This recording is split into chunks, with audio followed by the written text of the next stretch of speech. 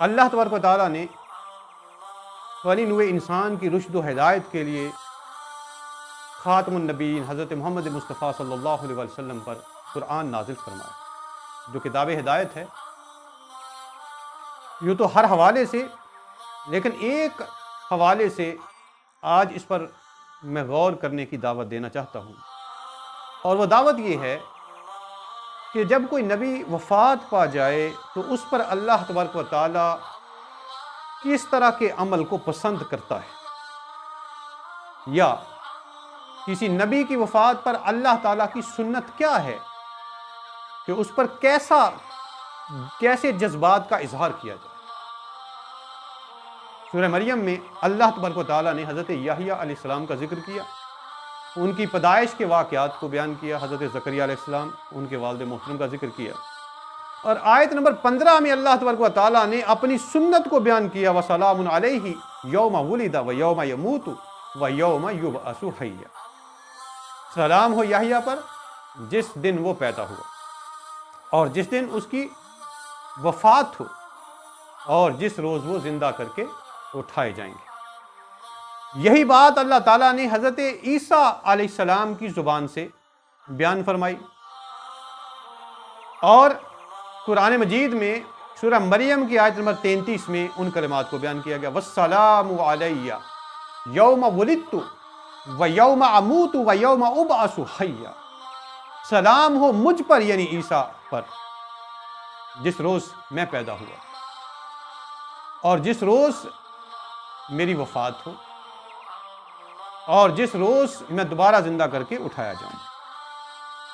تو ان دونوں آیات میں اللہ تبارک و تعالیٰ نے اپنے انبیاء کی پیدائش، ان کی وفات اور ان کے دوبارہ زندہ کر کے اٹھائے جانے کے دنوں میں اللہ تعالیٰ نے سلام بھیجنے کی سنت کو قائم کر دیا۔ اور اگر کوئی بندہ اس پر اعتراض کرے کہ صحابہ کرام تو بڑے غمگین ہو گئے تھے، حضرت عمر فاروق رضی اللہ تعالیٰ عنہ نے تلوار کھینچ لی تھی کہ جس نے نبی صلی اللہ علیہ وسلم کے بارے میں یہ کہا کہ وہ وفات پا گئے ہیں تو میں اس کا سر اڑا دوں گا، تو یہ ایک فطری عمل تھا وقتی طور پر، کیونکہ صحابہ کرام کا عشق کا جو معیار تھا وہ یہ تھا کہ وہ تو حضور کو دیکھے بغیر ان کو چین نہیں آتا تھا، ان کو راحت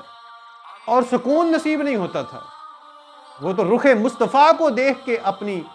آنکھوں کی وہ ٹھنڈک ہی نہیں بچاتے تھے، بلکہ وہ تو ان کی بھوک اور ان کی پیاس بھی ختم ہو جاتی تھی۔ تو یہ ایک فطری عمل تھا وقتی طور پر، لیکن اللہ تعالیٰ کی سنت یہی ہے، اور اللہ تعالیٰ نے اس کو قرآن مجید میں بیان فرما دیا صراحت کے ساتھ، وضاحت کے ساتھ، کہ نبی پیدا ہو، نبی وفات پائے یا نبی دوبارہ زندہ کر کے اٹھایا بھی جائے گا تو اللہ کی سنت یہی ہے کہ اس پر صلاۃ و سلام کے تحفے بھیجے جائیں۔ بس ہم یہی تو کہتے ہیں، جس سہانی گھڑی چمکا طیبہ کا چاند، اس دل افروز ساعت پہ لاکھوں سلام۔ آئیے اپنے نبی صلی اللہ علیہ وسلم کا میلاد